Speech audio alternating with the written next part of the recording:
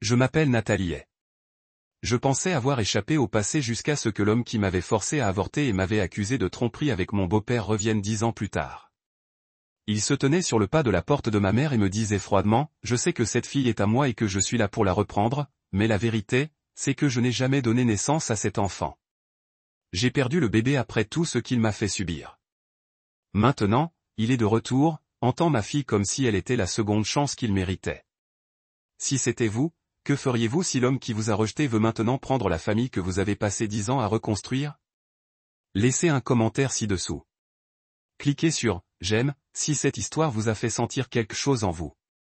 Et n'oubliez pas de vous abonner pour découvrir d'autres histoires vraies qui méritent d'être entendues. Laissez-moi vous raconter ce qui s'est passé lorsque j'ai cessé d'être la victime pour devenir celle qui a riposté. J'ai rencontré Logan en dernière année de fac. Il avait une année d'avance en psychologie, tandis que j'étais en éducation primaire. Nous nous sommes rencontrés lors d'un petit séminaire sur l'apprentissage émotionnel à l'école, quelque chose qui ne m'intéressait pas du tout jusqu'à ce qu'il se lève pour parler. Ce n'était pas ce qu'il disait. Je ne me souviens même pas du contenu, mais de son regard, de la façon calme avec laquelle il répondait aux questions, et ce sourire qui semblait ralentir toute la pièce. Il a capté mon attention dès cet instant. Je ne croyais pas au coup de foudre, mais quand Logan s'est assis à côté de moi et a fait une blague à voix basse sur mon stylo rose fluo, j'ai ri comme une gamine. 3 mois plus tard, nous avons emménagé ensemble. 6 mois plus tard, il m'a donné la bague au doigt sous le lampadaire jaune du parking derrière la résidence. Tout s'est déroulé comme un éclair. J'avais toujours été la bonne fille aux yeux de ma mère, ponctuelle, convenable, étudiant dans une filière stable. Mais quand je lui ai annoncé que j'épousais un homme qu'elle n'avait jamais rencontré après seulement quelques mois de relation, elle s'est figée. « Tu es sûre ?» a-t-elle demandé, évitant le mien du regard. « Je l'aime, maman. » Aimer quelqu'un, c'est une chose. Mais sais-tu seulement qui c'est, ai-je rétorqué. Pour la première fois, j'ai répliqué. J'ai dit qu'elle ne comprenait pas que je n'étais plus un enfant qu'elle pouvait contrôler. J'ai ignoré ses avertissements. Le mariage était petit mais chaleureux, célébré dans une vieille église de Salem. Quelques amis proches de l'université étaient présents, mais les autres étaient tous du côté de Logan, notamment Angela Carter. Elle portait une robe vert mousse et est restée près de la mère de Logan pendant toute la cérémonie, essuyant ses larmes encore et encore, sans que personne ne sache vraiment pourquoi. Ce n'est qu'après ce jour-là que j'ai appris qu'Angela n'était pas qu'une ex. C'était la voisine d'enfance de Logan, son premier amour, celle qu'il avait failli demander en mariage avant que j'entre en scène. Elle a pris soin de ma mère après son AVC. Logan me l'a dit quand je l'ai interrogé. Maman l'aime beaucoup. Mais c'est du passé. Ne t'inquiète pas. Je voulais le croire. Vraiment. Mais Angela, non. Elle a commencé à apparaître au repas de famille, au rendez-vous de la mère de Logan, aux réunions de week-end. Si j'étais là, elle était déjà installée. Sinon, elle venait quand même. Je l'avais vue sourire gentiment, mais son regard ne trahissait aucune gentillesse. Un après-midi, je suis allé rendre visite à la mère de Logan, apportant une tarte aux pommes maison. Angela était déjà là, à éplucher des pommes dans la cuisine, comme si elle y était chez elle. Ça sent bon, a-t-elle dit sans lever les yeux. La prochaine fois, tu devrais ajouter de la cannelle. La mère de Logan a toujours adoré ça. J'ai esquissé un mince sourire, essayant de rester poli, mais ma poitrine s'est serrée. La mère de Logan ne cachait jamais son favoritisme. Chaque fois que je faisais quelque chose, elle hochait la tête et ajoutait.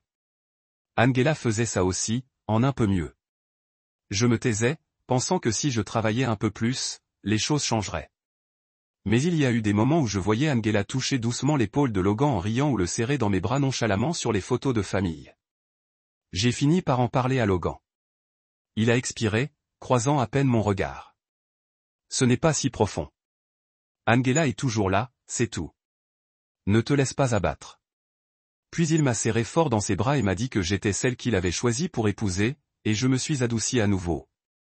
J'ai choisi de faire confiance à mon mari plutôt qu'à mon instinct. C'est moi qui ai laissé Angela rester près de moi en ne faisant rien, jusqu'à un après-midi de fin mars, où je me suis retrouvé dans la salle de bain à fixer les 2 lignes rouges vives d'un test de grossesse. Et pendant à cet instant, toute la fatigue s'est envolée. J'ai posé une main sur mon ventre et les larmes ont coulé d'elles-mêmes. Nous allons être une vraie famille, ai-je murmuré, le cœur battant de joie. Mais je ne le savais pas, à cet instant précis, ailleurs, une tempête se préparait déjà. Et au centre, Angela Carter. Je me souviens parfaitement de ce jour. Un samedi matin frisquet après une nuit de pluie. Je me suis levé tôt, j'ai préparé du café et j'ai posé ma main sur mon ventre, comme une nouvelle habitude prise depuis que j'avais découvert ma grossesse. Je m'entraînais à annoncer la nouvelle en douceur. Logan n'était pas doué pour les surprises, mais je croyais qu'en apprenant cela, il me serrait dans ses bras comme le soir de sa demande en mariage et me dirait « Tout ira bien. Tu ne traverseras pas ça toute seule. » C'est ce que je croyais. Mais quand j'ai prononcé ces simples mots « Je suis enceinte », il a d'abord posé sa tasse de café, m'a regardé en silence, puis s'est levé et est sorti. Sans un mot, je l'ai appelé. Il ne s'est pas retourné. J'ai cru avoir mal compris. Je suis resté figé sur la chaise, serrant toujours le test de grossesse contre moi comme s'il pouvait expliquer quelque chose. 1 heure, 2. Puis la nuit est tombée. Logan n'est pas revenu. J'ai envoyé des SMS, appelé. La 3e nuit, juste après minuit, j'ai entendu la clé tourner. Il est entré, inexpressif, comme si les 3 derniers jours n'avaient jamais eu lieu. J'ai bondi du lit, couru vers lui en pleurant. « Logan, où étais-tu ? J'avais tellement peur. » Il m'a interrompu. « Avorte ou je divorce. » J'ai cru avoir mal compris. J'ai redemandé, a-t-il répété plus lentement, plus clairement, comme si j'étais une enfant qui avait besoin que chaque mot soit éplé. « Tu n'as plus besoin de faire semblant. Je sais. Angela m'a tout dit et je la crois. » Tu la crois. Elle a des preuves, dit-il en sortant son téléphone et en ouvrant un album. Il n'avait jamais vu ces photos. L'une nous montrait, Richard et moi, dans la cuisine de ma mère. Je le serrais dans mes bras, la tête sur son épaule, comme je le faisais depuis mon enfance, en rentrant à la maison. Une autre photo, prise en contre-plongée, floue et inclinée, donnait l'impression qu'il se passait quelque chose d'intime. Mais le plus douloureux, c'était la vidéo. Un court extrait de 15 secondes du soir où j'ai annoncé ma grossesse à la famille. « Félicitations », dit Richard dans l'extrait.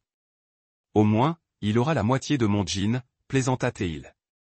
Comme un truc de famille que nous seuls comprenions. Je me souvenais de cette réplique. C'était comme ça qu'il me taquinait quand j'appelais le bébé le premier petit enfant de tout le monde, parce qu'il m'avait toujours traité comme sa propre fille. Mais quand cette phrase était arrachée à son contexte et que les gens étaient déjà pleins de suspicions, que signifiait la vérité ? Logan, à quoi penses-tu ? Tu crois vraiment que j'ai couché avec mon beau-père ? Tu me connais. Tu le connais ? Comment as-tu pu ? Tu ne peux pas t'attendre à ce que je n'y pense pas, dit-il, les yeux rouges. La façon dont tu l'as serré dans tes bras, la façon dont il t'a regardé. Angela a dit que tu étais toujours très proche de lui quand tu vivais à la maison. Elle a dit que tu lui lançais un regard déplacé. Je suis devenu insensible, comme si toutes les cellules de mon corps avaient été écrasées d'un coup. J'ai attrapé son bras. J'ai parlé comme si je le suppliais. Tu ne peux pas prendre Angela pour argent comptant. Tu as vécu avec moi. Tu sais qui je suis. Je ne ferai jamais quelque chose d'aussi dégoûtant. Je ferai un test ADN n'importe quand. Je le prouverai. Je le jure sur tout. Je n'ai pas besoin de preuves. Il a craqué. Je ne veux pas de cet enfant. Peu importe à qui il appartient. Cette phrase a fait l'effet d'un coup qui a déchiré quelque chose en moi. Je ne me souviens plus comment j'ai crié. Je me souviens seulement que je me suis effondré dans notre chambre, les bras autour de mon ventre, murmurant à l'enfant à naître, « Je suis désolé. J'ai fait confiance à la mauvaise personne. » 3 semaines plus tard, j'ai perdu le bébé. Le médecin a noté dans le dossier médical, un stress psychologique intense a provoqué un dérèglement hormonal. Je n'ai rien dit à Logan. Quand les papiers du divorce sont arrivés, je les ai signés sans les lire. Nous n'avions ni bien commun, ni enfant, ni liens légaux. Il n'a plus jamais parlé du test ADN. Je suppose qu'il avait l'impression d'avoir échappé à quelque chose d'ignoble. Et je me suis retrouvé avec un vide que rien ne pourrait jamais combler. J'ai déménagé, j'ai coupé les ponts avec tous ses proches. Je pensais que c'était la fin, mais il s'est avéré que ce n'était que la première page d'un chapitre bien plus sombre. J'ai quitté l'Oregon un matin d'hiver. Le ciel était gris, le vent glacial, et la ville semblait plus froide à cause de ce que je laissais derrière moi. Je n'ai pas emporté grand-chose, juste quelques valises, un dossier médical, une alliance abandonnée et un cœur irréparable. J'ai choisi une petite ville côtière de Californie. Un endroit si inconnu qu'aucun souvenir ne pouvait m'y suivre. Un endroit où je pouvais marcher sans craindre de croiser un visage familier. Où je pouvais tranquillement regarder le soleil se coucher dans la mer sans que le passé ne s'y fracasse comme des vagues. J'ai loué une petite maison à quelques pâtés de maison de la plage. Personne ne savait qui j'étais. Personne ne me demandait pourquoi je regardais toujours l'horizon avec des yeux si lourds. Au début, je ne parlais presque à personne, hormis le propriétaire de l'épicerie du coin et la vieille bibliothécaire qui portait toujours un foulard rouge. Je lisais, me promenais sur la plage chaque matin et réapprenais lentement à vivre, non pas comme quelqu'un en convalescence, mais comme quelqu'un qui apprend à exister pour la toute première fois. Je ne sais pas combien de temps j'ai vécu ainsi avant qu'un après-midi pluvieux de février, je ne pénètre dans le café à côté de l'école primaire et n'entende le rire d'un enfant derrière le comptoir. Papa, j'ai choisi mon biscuit. J'ai regardé. Une petite fille aux boucles brunes rebondissantes et aux joues couvertes de taches de rousseur brandissait un biscuit comme si elle avait trouvé un trésor enfoui. À côté d'elle se tenait un homme d'une trentaine d'années, la chemise légèrement froissée, le regard fatigué mais doux. Il sourit et s'accroupit. D'accord, mais seulement après le déjeuner. Tu l'avais promis. Le dentiste. La fille fronça le nez mais acquiesça. Je n'avais pas l'intention de m'en mêler, mais quand je me suis approché du comptoir pour prendre mon café, elle s'est tournée vers moi. Tu sais comment je m'appelle? J'ai ri gêné. Non, je ne sais pas. Je m'appelle Ivy, comme la plante. J'ai souri. C'est un beau nom. Ivy trouve toujours un moyen de pousser, où que ce soit. Elle m'a observé un instant, puis a dit très sérieusement, je t'aime bien. Tu sens la tarte aux pommes. L'homme derrière elle s'est avancé, un peu gêné. Désolé, elle est très amicale. J'ai secoué la tête. Ce n'est rien. Ivy a illuminé cette journée pluvieuse. Il a souri. Je m'appelle Ben. Nous avons emménagé ici il y a quelques mois. Je n'imaginais pas que ce bref échange serait le début de quelque chose de bien plus grand. Ben et moi nous croisions sans cesse à la librairie, au parc, à l'épicerie. Parfois, c'était un simple hochement de tête. D'autres fois, on parlait de la météo, du prix de l'essence, ou de rien d'important. C'est Ivy qui ouvrait toujours la conversation. Elle avait une énergie inébranlable, surtout pour quelqu'un comme moi dont le cœur cherchait encore une raison de battre. Un jour, j'ai aidé Ivy après qu'elle ait trébuché dans l'aire de jeu. Je l'ai assise sur un banc, j'ai nettoyé délicatement les raflures sur son genou avec une lingette humide et une bouteille d'eau de mon sac. Ben a couru vers moi, essoufflé et inquiet, et s'est figé en me voyant. Elle m'a sauvé, a annoncé Ivy fièrement, comme si elle avait gagné une médaille. Ben a laissé échapper un soupir. Merci. Je ne sais même pas quoi dire. J'étais institutrice en maternelle. Un vieux réflexe, ai-je dit. À partir de ce jour, nous avons commencé à discuter davantage. Ben m'a dit qu'il était ingénieur en structure, qu'il avait vécu à San Diego et qu'il avait perdu sa femme d'un cancer quand Ivy avait 2 ans. Il avait déménagé ici pour lui offrir une vie plus tranquille au bord de la mer. Je n'ai pas beaucoup parlé de mon passé, seulement que j'avais traversé un mariage difficile et que je prenais un nouveau départ. Le temps a passé. Ben et moi sommes devenus plus proches encore. Pas un amour intense et fougueux, mais quelque chose de chaleureux et lent, comme un soleil d'automne qui se déverse par une fenêtre. J'aimais la façon dont Ben faisait toujours passer Ivy en premier. J'aimais qu'il me demande mon avis avant de prendre des décisions communes. Et j'ai aimé Ivy dès le moment où elle m'a pris la main et m'a dit, tu es la première adulte, après mon père, à qui je veux lire des histoires. 1 an plus tard, j'ai officiellement adopté Ivy. Nous avons organisé une petite cérémonie avec quelques amis et un gâteau à 2 étages sur lequel était écrit, la famille, c'est là où le cœur choisit de rester. Le jour où j'ai signé les papiers d'adoption, Ivy était à mes côtés, la main serrée dans la mienne, et m'a murmuré, comment je t'appelle maintenant? Je me suis agenouillé, je l'ai regardé dans les yeux, appelle-moi maman si tu veux. Ivy n'a pas dit un mot. Elle m'a serré fort dans ses bras, et je pense que s'il y a bien une chose qui peut guérir un cœur brisé, c'est bien ce moment-là. Je pliais du linge dans la buanderie quand mon téléphone a vibré, avec un étrange email. Le nom de l'expéditeur était une suite de caractères insignifiants. L'objet disait simplement, je suis désolé. Je l'ai ouvert avec prudence, mais sans m'attendre à quelque chose de terrible. Nathalie, je sais qu'il est probablement trop tard pour écrire ceci, mais j'ai récemment découvert la vérité. Angela m'a menti. Elle a tout avoué. Les photos, les vidéos, les histoires sur toi et Richard, tout était tordu. J'avais tort. Je veux te voir. Et je veux rencontrer notre enfant, Logan. Je me suis affalé près du sèche-linge.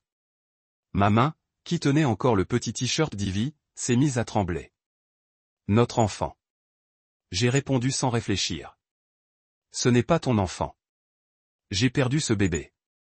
S'il te plaît, ne me recontactez plus. J'ai appuyé sur « Envoyer ». Mon cœur battait fort. Cela aurait dû être la fin. Une personne normale se serait arrêtée là. Mais Logan n'était pas du genre à lâcher prise facilement, surtout pas lorsqu'il croyait avoir perdu quelque chose.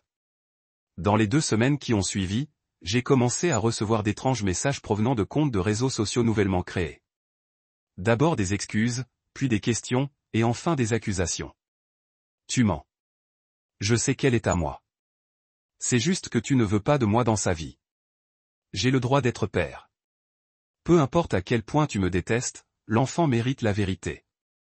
Elle est rousse. Tu crois que c'est une coïncidence? Arrête de faire semblant. J'ai bloqué chaque compte, mais à chaque fois que j'en bloquais un nouveau apparaissait. Ben a commencé à remarquer que je consultais souvent mon téléphone, que je regardais par la fenêtre comme si j'attendais quelque chose. Un soir, il est entré dans la pièce alors que je relisais le premier email que Logan avait envoyé. C'est lui, n'est-ce pas, a demandé Ben. Sa voix n'était pas en colère, plus doucement inquiète qu'autre chose. Je lui ai tout dit. Je n'ai rien caché de notre mariage précédent, de l'enfant que j'avais perdu, Angela, de la douleur que j'avais autrefois tenté d'enfouir, de la raison pour laquelle je n'avais jamais mentionné Logan, de la raison pour laquelle je ne voulais pas que ce nom soit à proximité de la vie que Ben et moi avions tant travaillé à construire. Quand j'ai eu fini, Ben n'a pas dit un mot. Il m'a prise dans ses bras, une main posée doucement sur mon dos. Je suis là, et je ne laisserai personne te faire du mal, ni à toi ni à Ivy. J'ai failli fondre en larmes, mais même les promesses les plus douces n'ont pas pu empêcher les pas discrets de franchir la ligne devant chez nous. Une semaine plus tard, Ivy est rentrée avec un dessin griffonné, une photo de 3 personnes debout côte à côte avec les mots en dessous. Ivy, maman et un inconnu. Je lui ai demandé, chérie, qui est cet homme? Ivy a levé les yeux et haussé les épaules. Je ne sais pas son nom. Il se tenait devant la clôture pendant que je jouais au foot à l'école. Il m'a demandé mon nom. Je n'ai pas répondu, mais il a souri et est parti. Je suis allé à l'école d'Ivy le lendemain et j'ai parlé à la directrice. Elle a dit qu'elle n'avait rien remarqué d'anormal, mais a promis de vérifier les caméras de la cour de récréation. 2 jours plus tard, elle m'a rappelé, la voix plus grave. Il y avait un homme. Il n'est pas entré dans l'enceinte de l'école, mais il est resté près de la clôture pendant près de 30 minutes. Je suis allé à l'école et j'ai visionné les images. L'angle était lointain et flou, mais j'ai immédiatement reconnu la silhouette. C'était Logan. J'ai signalé l'incident à la police, mais comme il n'était pas entré dans la propriété ni n'avait enfreint aucune loi claire, ils n'ont pas pu faire grand-chose. Ils m'ont simplement conseillé de renforcer la sécurité et ont documenté l'incident. Je n'ai pas dormi de la nuit pendant toute la semaine suivante. J'ai ensuite installé des caméras de surveillance autour de la maison. J'ai changé tous mes mots de passe de réseaux sociaux, supprimé mes photos de profil, mais le sentiment d'être observé persistait. Un après-midi, je suis sorti de l'épicerie avec Ivy et j'ai aperçu un SUV noir garé à quelques voitures de là. Le conducteur a baissé la tête lorsque j'ai regardé, mais c'était trop tard. J'avais déjà vu ses yeux dans le rétroviseur. J'ai resserré ma prise sur la main de ma fille. Mon cœur battait si fort que j'en ai eu le vertige. Logan ne voulait pas de pardon. Il voulait quelque chose que je ne pouvais pas lui donner et que je ne lui permettrais jamais d'avoir. Un mercredi matin qui semblait ordinaire, j'avais à peine préparé mon café que le téléphone a sonné. L'afficheur indiquait « École primaire Willow Creek ». Mon cœur s'est immédiatement serré. Les appels de l'école à cette heure-là étaient rarement de bonnes nouvelles. J'ai décroché. La voix du directeur était calme, mais légèrement tendue. « Mademoiselle, j'appelle pour confirmer. Avez-vous récemment envoyé une lettre manuscrite demandant qu'on vienne chercher Ivy plutôt parce que sa grand-mère était à l'hôpital? Non, je n'ai rien envoyé. Ivy va-t-elle bien? Où est-elle? Elle est en classe et en parfaite sécurité. Nous n'autorisons aucun enfant à partir sans vérification. Mais la lettre porte votre nom, votre adresse correspondante, et elle est manuscrite. J'ai serré le téléphone, le cœur battant. Y a-t-il quelqu'un à l'école en ce moment? Oui. Un homme dans un SUV noir est garé sur le parking arrière.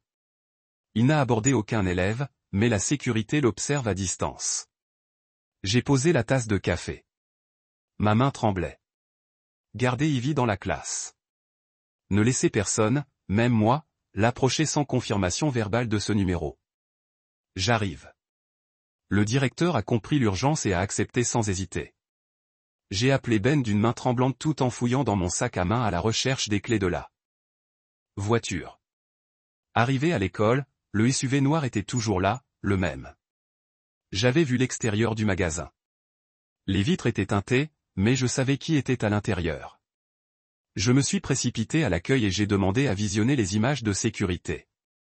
La secrétaire a montré avec hésitation la vidéo du matin.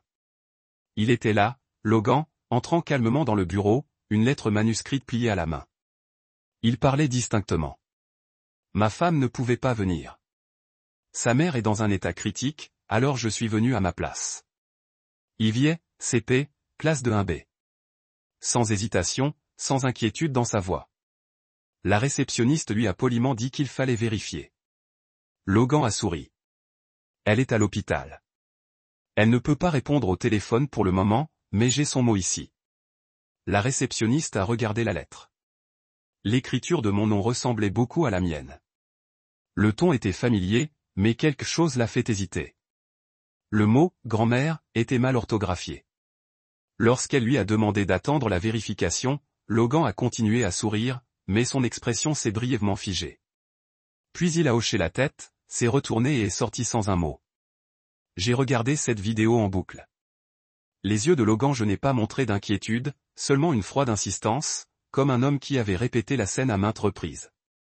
J'ai quitté l'école avec Ivy, lui serrant la main comme si j'avais peur qu'elle disparaisse. Ben attendait déjà près du portail de l'école, silencieux. De retour à la maison, j'ai commencé à rassembler toutes les preuves dont je disposais, les courriels anonymes, les messages provenant de faux comptes, les photos de la voiture de Logan près de chez nous, près de l'école, une copie de la lettre manuscrite laissée à l'école, les images de surveillance de l'école. J'ai tout remis à la police locale et déposé une demande d'ordonnance de protection temporaire pendant l'examen de l'affaire. L'agent Rodriguez a longuement regardé les images avant de demander, « C'est votre ex-mari, n'est-ce pas? Avez-vous la garde légale d'Ivy? » C'est ma fille adoptive. J'en ai la tutelle complète. Avec ce que vous avez fourni, nous allons demander une ordonnance d'urgence au juge.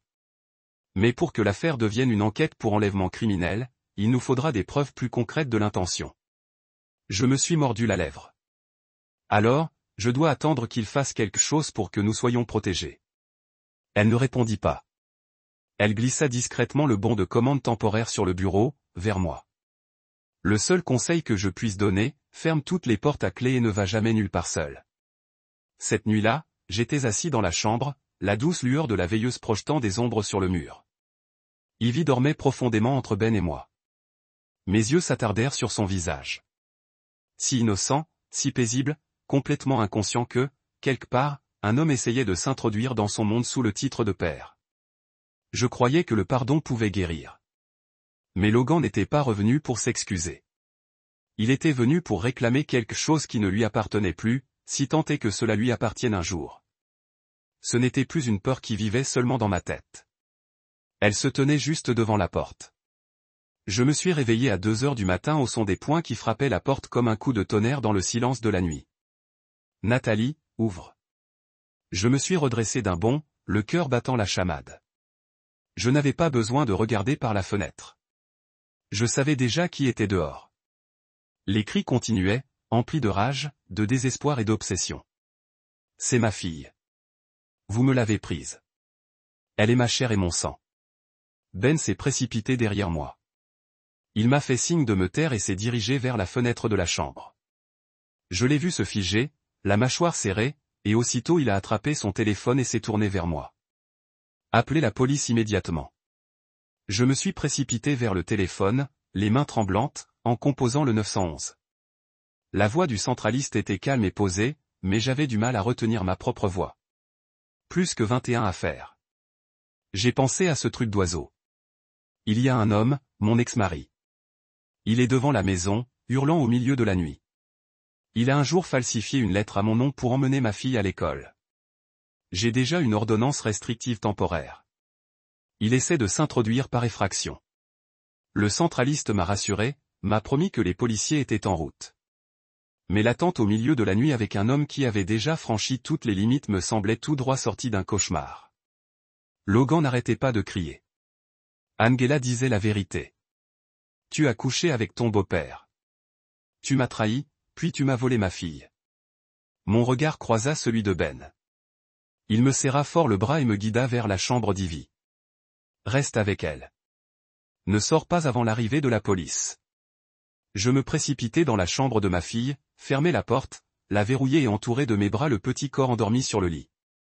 J'essayais de ne pas réveiller Ivy, mais mes paumes étaient glacées. De vieux souvenirs me revinrent comme des vagues noires. La première fois que je lui avais annoncé ma grossesse.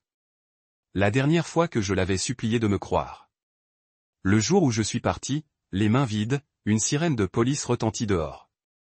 J'entendis des crissements de pneus, puis des pas lourds. Quelqu'un cria, main en l'air. N'approche pas, j'ouvris la porte juste au moment où Ben venait à ma rencontre. Il hocha la tête. Tout va bien. Ils sont arrivés à temps. Quand j'ai franchi le porche, Logan était retenu par 2 policiers. Il ne résistait pas, mais ses yeux, étaient rivés sur moi, comme si c'était moi qui avais fait quelque chose de mal. J'ai des preuves, a-t-il crié. Angela a avoué. Elle a tout avoué. Elle m'a menti. Elle m'a fait croire à tort. Mais maintenant, je connais la vérité et je suis venu réparer les dégâts. Je suis son père. Je suis resté silencieux, son regard plus calme que prévu. L'un des policiers s'est tourné vers moi et m'a demandé, Mademoiselle, a-t-il laissé quelque chose? Des lettres, des documents, quoi que ce soit. Non, mais il a dit avoir des preuves. L'agent a hoché la tête. Il prétend avoir une lettre manuscrite d'une certaine Angela Carter. J'ai froncé les sourcils. C'est elle qui a inventé toute l'histoire qui lui a fait croire que j'avais triché il y a 10 ans. Alors qu'il commençait à emmener Logan, il se dégagea soudain de l'étreinte de l'agent, se retourna, sortit un morceau de papier plié de la poche de son manteau et le jeta par terre. Lis-le.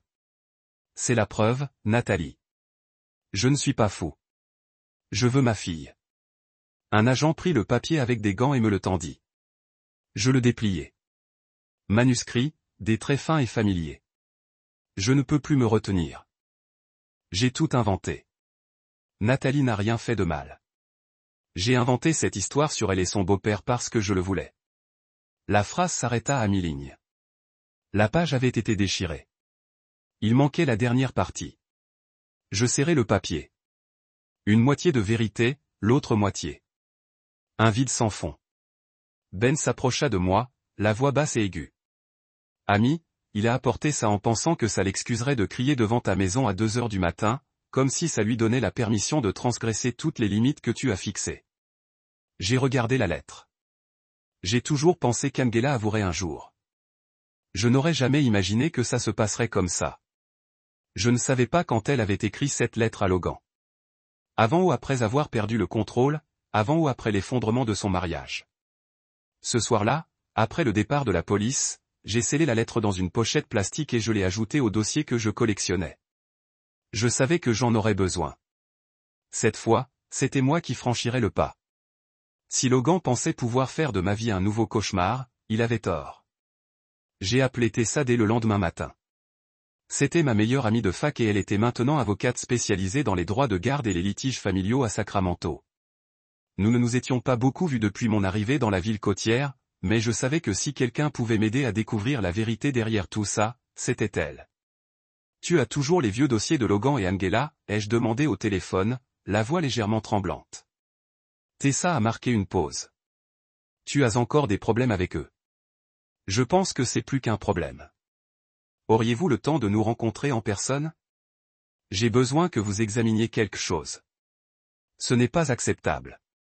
Rien de tout cela ne l'est. Cet après-midi-là, j'ai conduit près de 3 heures jusqu'au bureau de Tessa, en centre-ville. Nous étions assis dans une petite salle de conférence où les lumières jaunes projetaient des ombres sur la table en bois sombre, rendant les documents qu'elle avait disposés 2 fois plus lourds. J'ai toujours soupçonné Angela d'être instable, mais je ne savais pas qu'elle avait été internée dans un établissement psychiatrique, a dit Tessa en tapotant un dossier du doigt. Quand j'ai posé la question, j'avais la gorge sèche.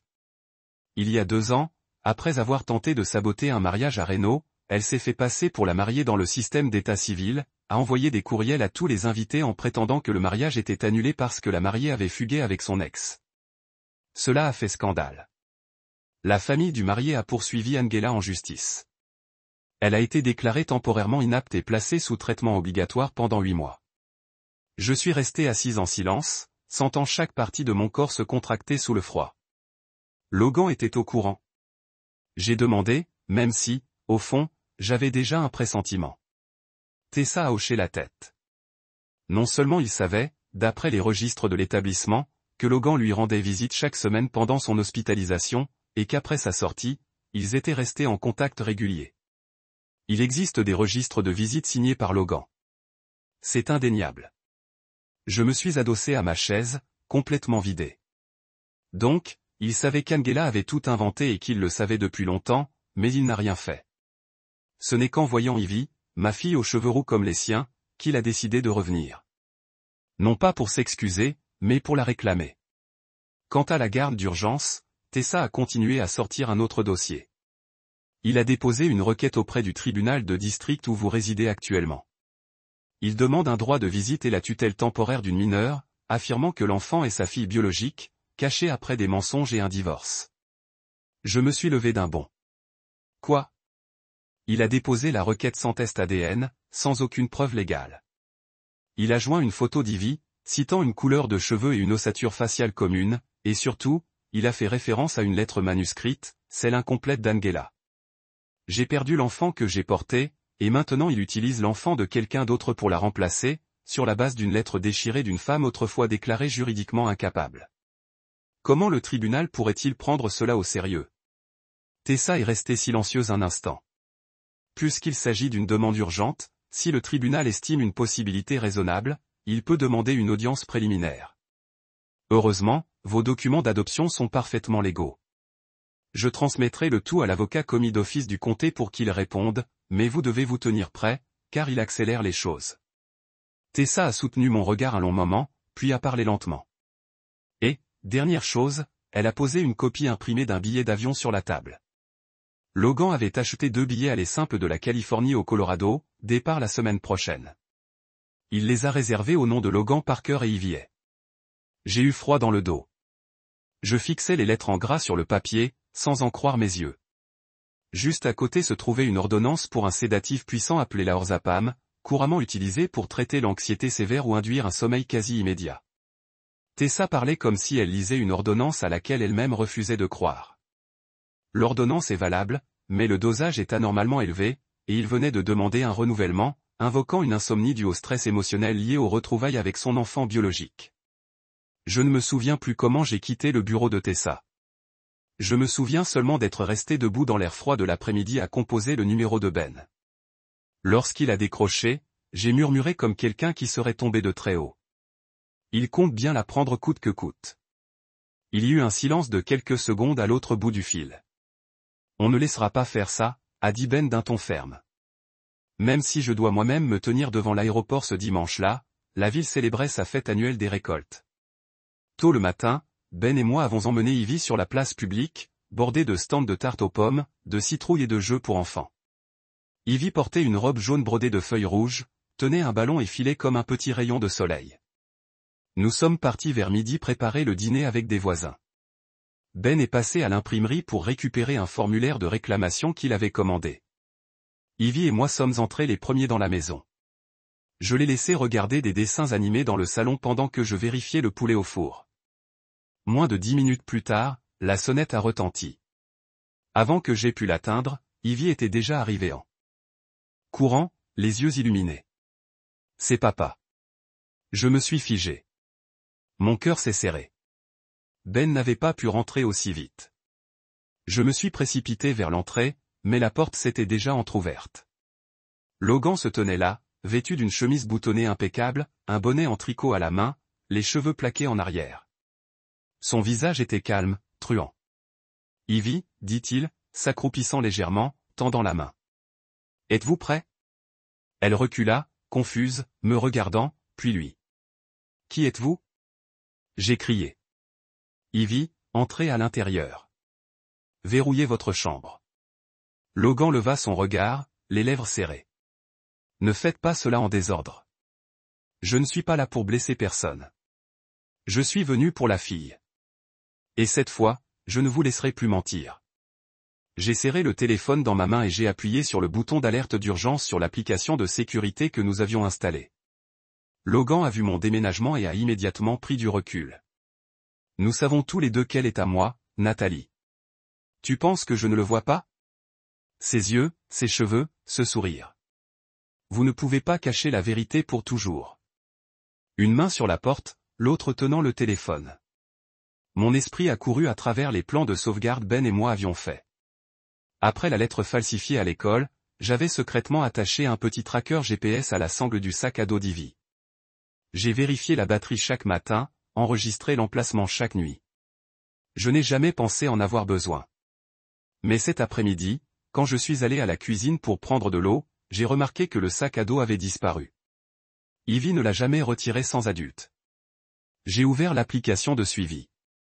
Le signal se déplaçait vers l'aéroport de la ville. J'ai appelé Ben immédiatement. Il est parti. Son sac à dos aussi. Le tracker est sur l'autoroute 14 en direction de l'aéroport. Ben n'a pas dit un mot, a juste claqué le volant et a répondu « Envoyez-moi les coordonnées ». J'appelle directement la police de l'aéroport. Je ne me souviens pas de ce que je portais ni de la façon dont je suis monté dans la voiture. Je me souviens seulement de l'application GPS à chaque minute à mesure que la distance entre moi et Ivy grandissait. Au fur et à mesure que je conduisais, mon esprit a rejoué chaque détail. Rapport. Maman. Je me suis jailli vers la voiture, les mains tremblant alors que j'appuyais sur le bouton de déverrouillage. Les policiers ont gardé Logan à l'écart tout en me demandant de rester calme et de confirmer l'identité d'Ivy. Une fois que la porte s'est ouverte, j'ai tenu Ivy si serré que je ne pouvais pas parler. Logan, en attendant, a crié ses skesques biologiques. Pour le Colorado, un certificat de naissance forgé nommant Logan, et une bouteille de sédatif fort prescrit dans le nom de Logan Parker. Comme un soulagement. Il s'agissait de me contrôler à nouveau, d'utiliser un enfant pour le faire.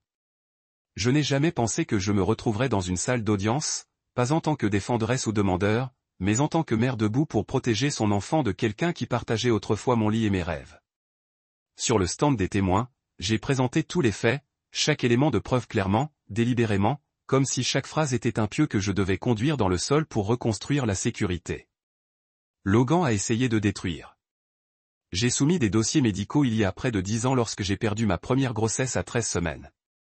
Le médecin avait clairement documenté la cause, une baisse hormonale sévère due au stress psychologique aigu. J'ai également présenté le dossier d'adoption juridique d'Ivy, entièrement achevé il y a 2 ans avec la certification de l'État et du tribunal. Lorsque mon avocat a soumis les données GPS, des photos du SUV de Logan près de notre maison, une copie de la lettre de ramassage de l'école Forge et des images de sécurité de Logan essayant de récupérer illégalement Ivy. La salle d'audience est tombée dans un silence étrange. Personne n'a dit un mot alors que l'enquêteur plaçait la bouteille de sédatif sur la table avec la prescription que Logan a écrite pour lui-même en raison de l'insomnie en raison de la séparation de l'enfant biologique.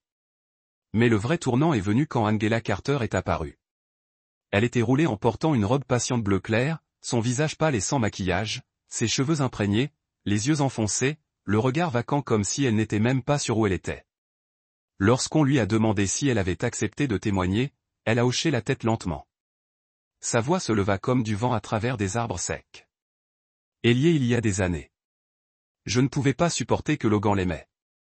Alors j'ai créé quelque chose qu'il ne pouvait jamais incomber. Une phrase, une photo, une histoire qui survivrait à la vérité. Angela baissa la tête. J'ai vécu trop longtemps dans l'illusion que si Nathalie disparaissait, je récupérerais Logan, mais je n'ai rien. Le juge a ordonné que son témoignage soit interrompu en raison de son état mental instable, mais chaque mot qu'elle a prononcé a effacé tout doute restant de l'esprit de tous ceux qui sont présents. Le tribunal a condamné Logan à un minimum de 8 ans de prison pour tentative d'enlèvement d'une mineure, falsification des documents juridiques, un préjudice psychologique intentionnel à un enfant et de multiples violations d'une ordonnance d'interdiction. Le cas d'Yvais a été scellé à la demande de notre avocat pour s'assurer que son identité et sa vie privée ne seraient jamais compromises. Un mois plus tard, j'ai accepté une invitation à parler lors d'un forum communautaire pour les femmes qui avaient survécu à la violence émotionnelle dans les mariages et les relations passées. Il a été tenu dans un petit centre de Montreuil. Je n'avais pas prévu de dire grand-chose, mais debout devant plus de 30 femmes, chacun portant une cicatrice invisible, je savais que je ne pouvais pas rester silencieuse. J'ai raconté une partie de mon histoire sur un mariage qui a commencé avec des promesses et s'est terminé par des soupçons. À propos d'un enfant refusé par son propre père avant sa naissance, à propos d'un homme qui est retourné pour ne pas s'excuser mais prendre sous le label de père et quelque chose qu'il a appelé l'amour oublié. J'ai terminé avec une phrase que j'avais forgée de chaque journée douloureuse que j'avais survécue. Tous ceux qui détiennent un couteau ne sont pas dangereux. Certains mots, si vous les laissez vivre trop longtemps, vous tuera de l'intérieur. J'ai regardé vers le premier rang où Ivy était assis entre Ben et son professeur de musique. Elle m'a salué quand elle m'a vu regarder. Ce petit sourire, c'est pourquoi j'étais encore debout, toujours respirant, toujours capable de transformer les cicatrices en un léger que d'autres pouvaient suivre. Logan a peut-être fait partie de mon passé, mais à partir de maintenant, il n'était rien de plus qu'une ombre qui ne toucherait jamais la lumière que j'avais choisie pour moi et ma fille. Avez-vous déjà dû défendre quelqu'un que vous aimez, même lorsque personne ne vous a cru? Je ne pense pas que mon histoire soit rare. Peut-être que le formulaire est différent. Un ancien mari, un parent mensonge ou une relation qui vous a fait perdre vous-même, mais le sentiment d'être étranglé par le passé. Je pense que beaucoup d'entre nous le savent. Et que feriez-vous si vous étiez debout au carrefour entre le pardon, la fureur et l'instinct d'une mère? Partagez vos pensées ci-dessous. Je veux avoir de vos nouvelles. Et peut-être, juste peut-être, un morceau de mon histoire résonne à travers le vôtre. Si des histoires comme celle-ci résonnent avec vous, n'oubliez pas de cliquer sur vous abonner et de frapper comme restez avec nous. Nous avons plus à vous parler des femmes qui ont traversé l'obscurité, la famille, la perte, le courage et les nombreuses façons dont nous pouvons tous trouver notre chemin retour à un endroit appelé à la maison.